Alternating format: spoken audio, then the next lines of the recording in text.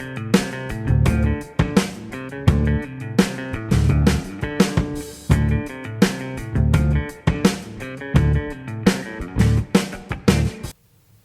what's up everybody?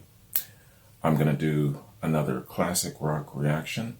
This is called Xanadu by Canadian rock band Rush, and it's a live performance, and quite a long one. It's over 10 minutes long, but being Rush and being such proficient musicians, I know that it's not going to be dull or boring. So let's check this out, man. Rush, Xanadu.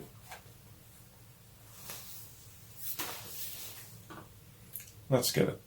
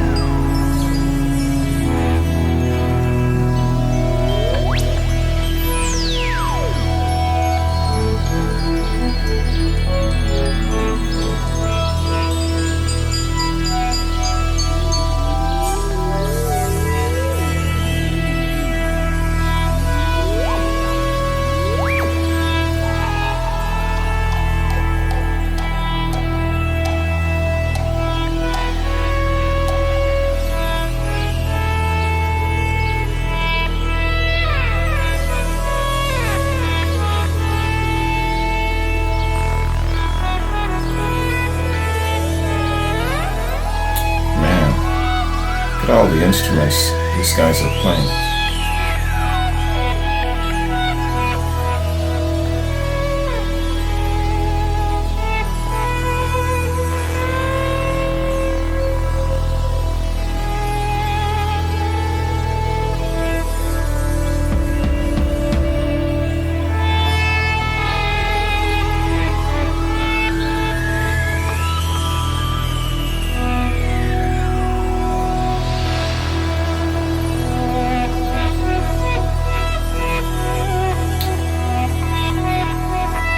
All of that.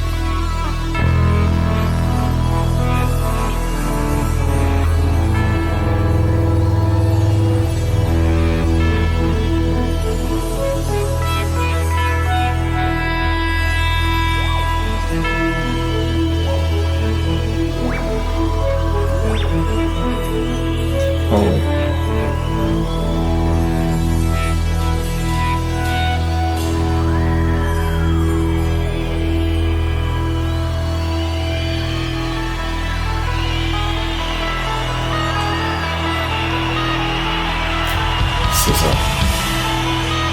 This is a long ass intro, isn't it?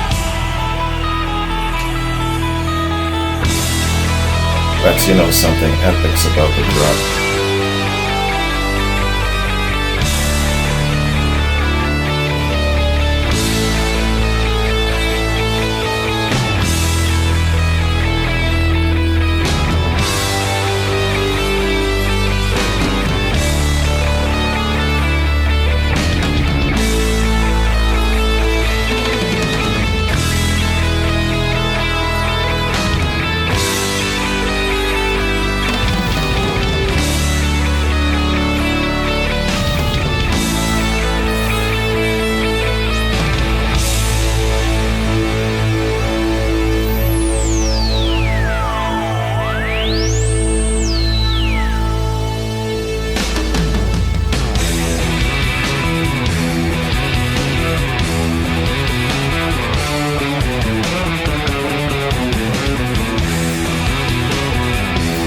They're both playing double notes now.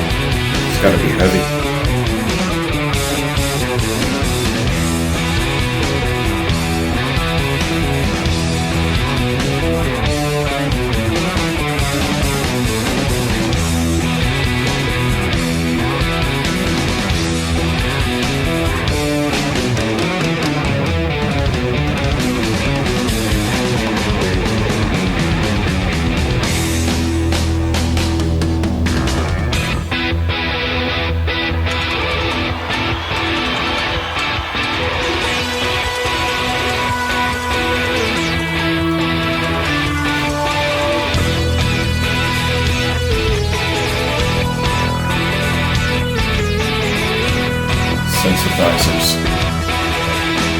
They're very present in this song.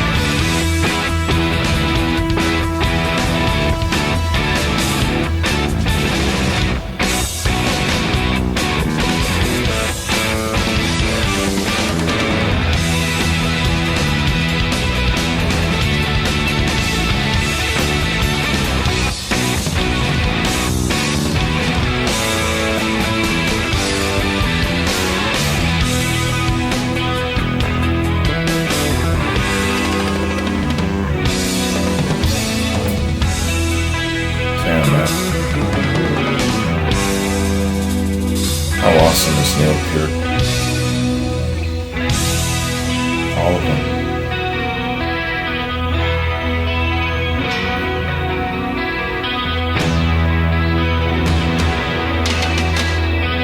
He even stands up to play certain percussion instruments.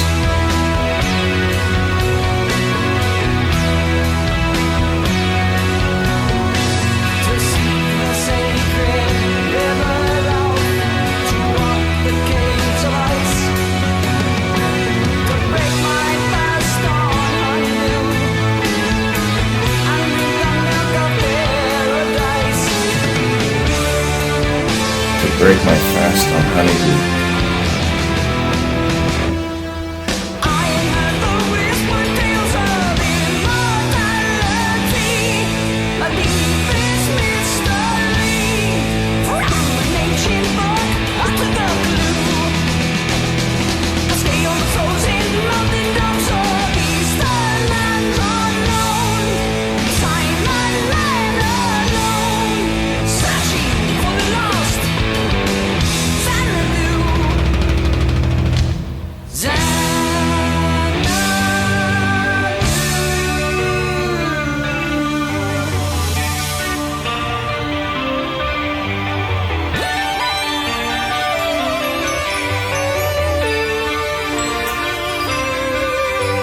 Man, these guys have some mad skills.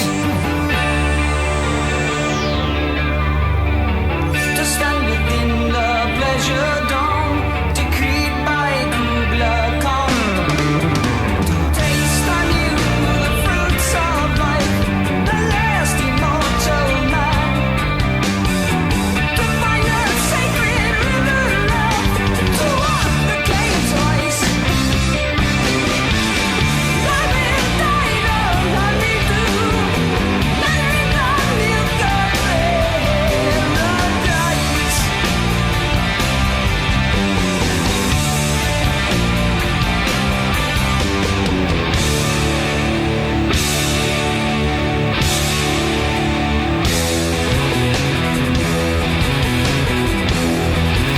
Somebody is seeking the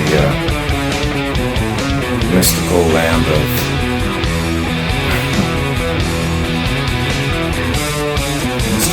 of Xanadu.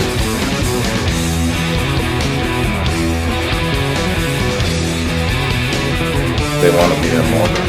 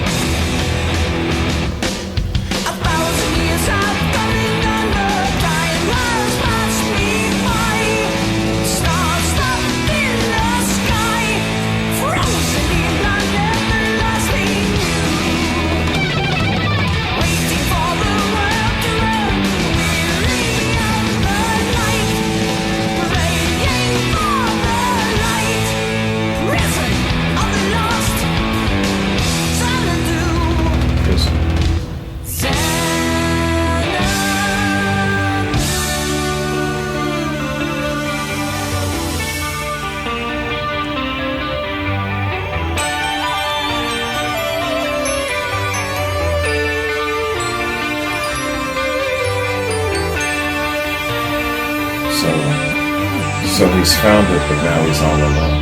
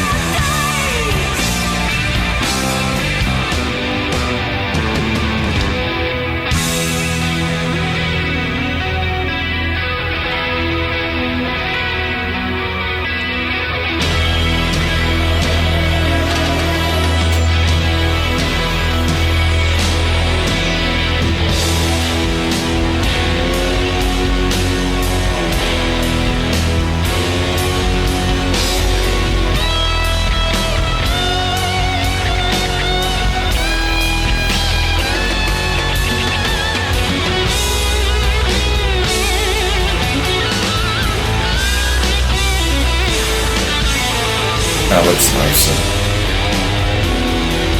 His playing is crisp.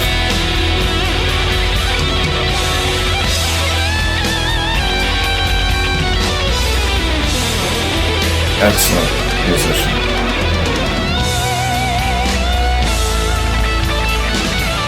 Crisp.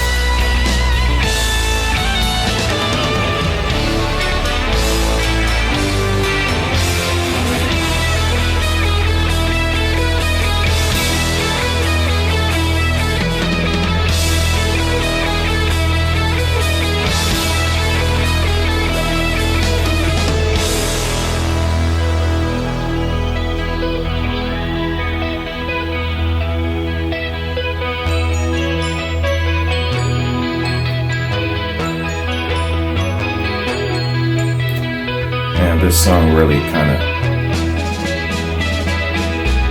takes you into a valley and then peaks again. It's quite a trip.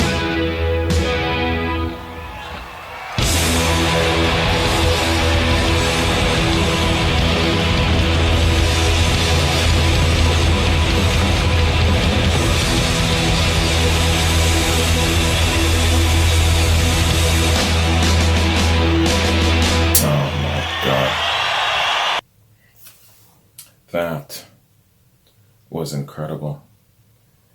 And again, I can't believe that, what is it, nearly 12 minutes has gone by so fast. Oh man. Xanadu.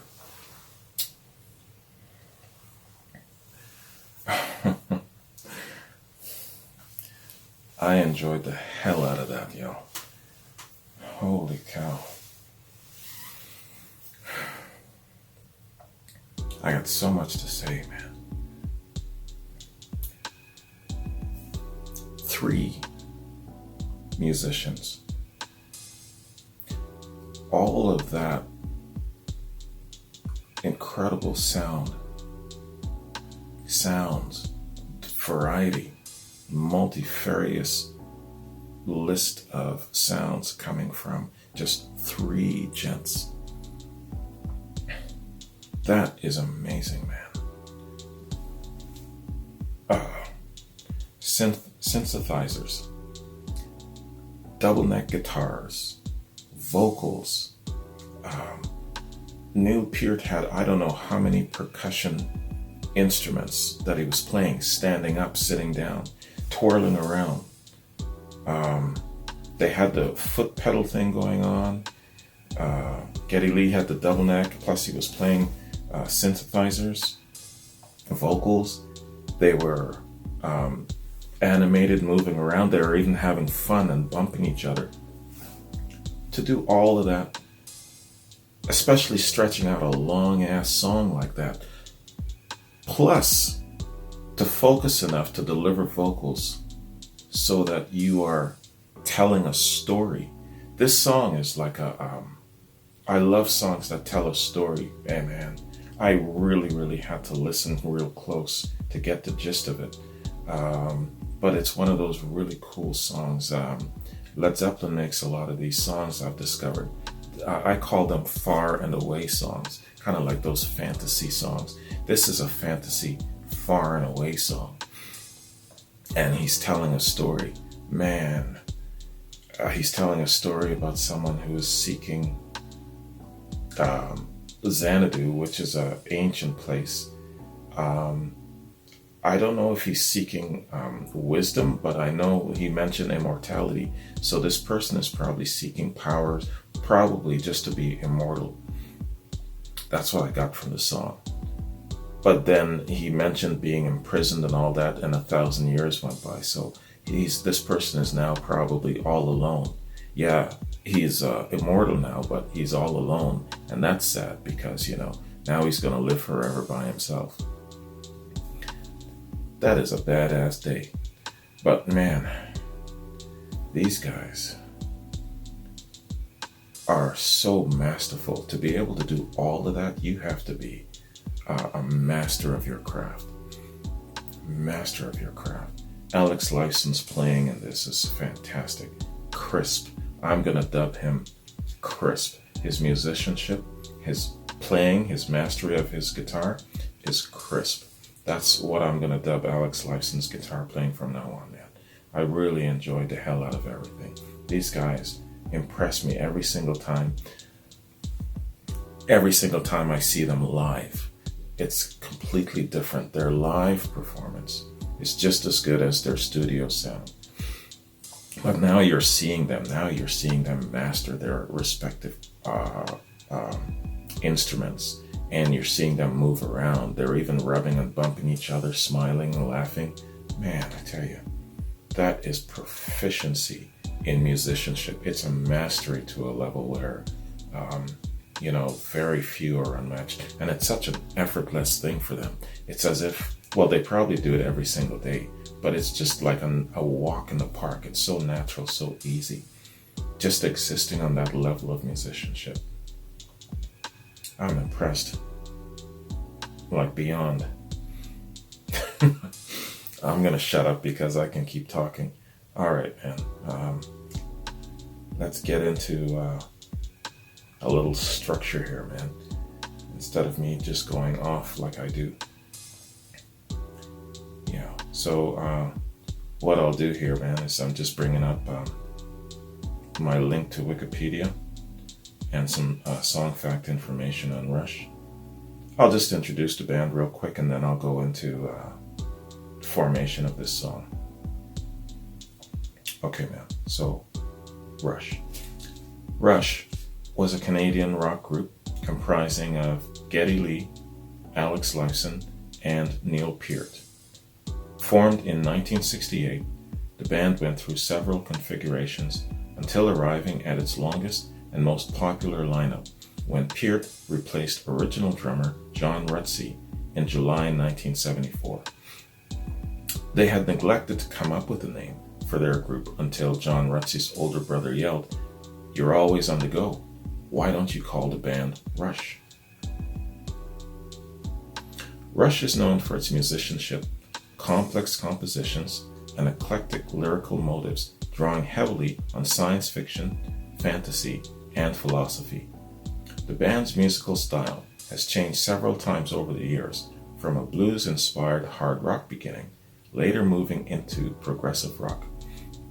They are among the most proficient players on their respective instruments, with each band member winning numerous awards in magazines' readers' polls. Several industry sources estimated Rush's total worldwide album sales at over 40 million units as of 2017.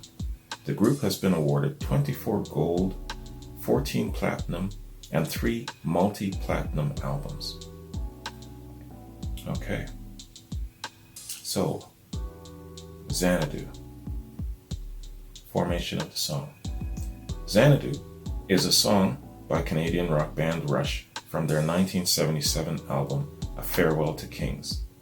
It is approximately 11 minutes long, beginning with a 5-minute long instrumental section before transitioning to a narrative written by Neil Peart, which in turn was inspired by Samuel Taylor Coleridge poem,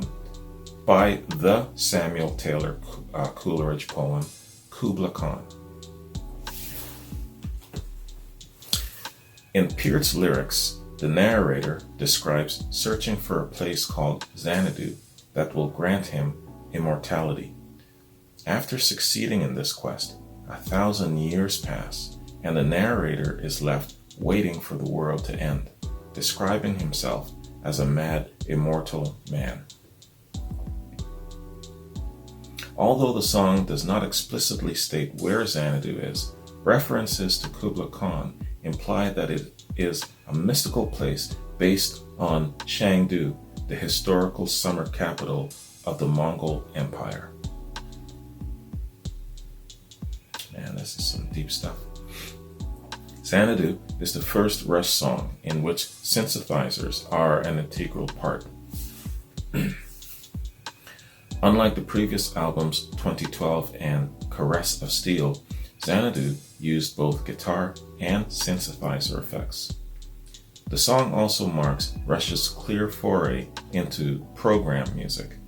Although previous albums had displayed some elements of this.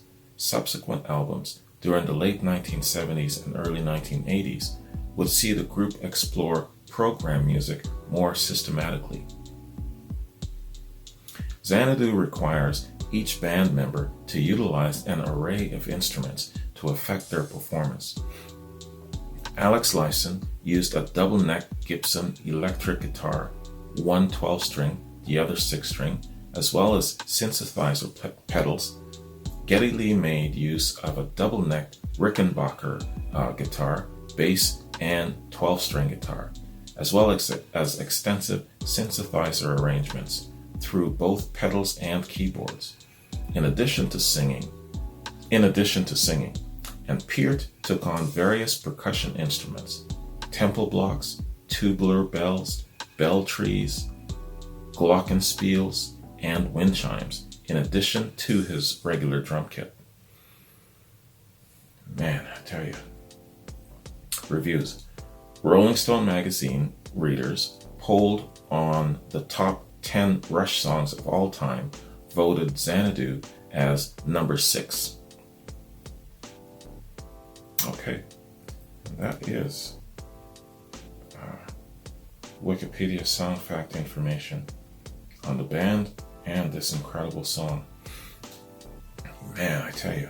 So Neil Peart is the lyricist of the band, the main lyricist, and he's deep into I guess certain this was from a poem, I guess, and yeah, to be able to pull out all of this from a poem and then put it into words to create a song around it, and then add instrumentals and then add all of that sort of thing, man, it's just incredible. It's an incredible mind's eye, a vision of planning that goes into it. I mean, when he sits down, he reads this poem, he gets an inspiration, and then he sees a vision of what it could turn into. Yeah, that's some masterful visionary stuff there, man. I tell you. Fantastic. Yeah, Neil Peart, man. Yeah, all three of these guys are just so talented. It's unbelievable, man. Yeah, so I was, I think I was pretty close about the song and what it was implying and the meaning behind it, the story it was telling. Yeah, poor guy, yeah, so he's basically left all alone. He achieved immortal life, he found Xanadu, and now he's all by himself. That's sad, man. I'm just scrolling down to my notes here. Okay, so I just have 2 updates in my notes here. Where are we at? We're at the 30th of the month. So, Artist of the Month. I concluded my Artist of the Month with Stevie Ray Vaughan yesterday, and thanks very much for all of the feedback. It was great, and the 5 play was excellent. I'm going to continue doing Stevie Ray Vaughan reactions because there's so many songs, and a number of people have said, yeah, it was great, but sorry you missed my favorite song. So let me know what your favorite Stevie Ray Vaughan songs are that I haven't covered, and I'll make sure that I include them in future reactions. Also, on the topic of Artist of the Month, right now Fleetwood Mac still has the lead, and based on what my silver and gold patrons recommend, they can either be the Artist of the Month, or it would more than likely be either the Eagles or the Grateful Dead. You know, but having said that, you know, all of a sudden everyone else remaining could vote for one artist and then, you know, pull it out at the end. But it seems that it's going to be Fleetwood Mac, the artist of next month. So give me a list of Fleetwood Mac recommendations. And I understand this based on some of the comments that they have a lot of different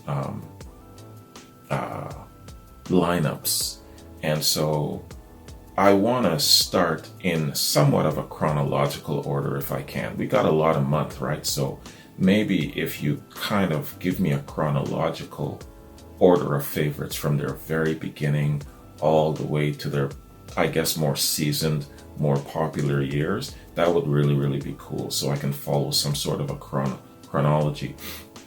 It's important for me more so only because as I'm wading into these super groups, sometimes I find myself lost and turned ass backwards.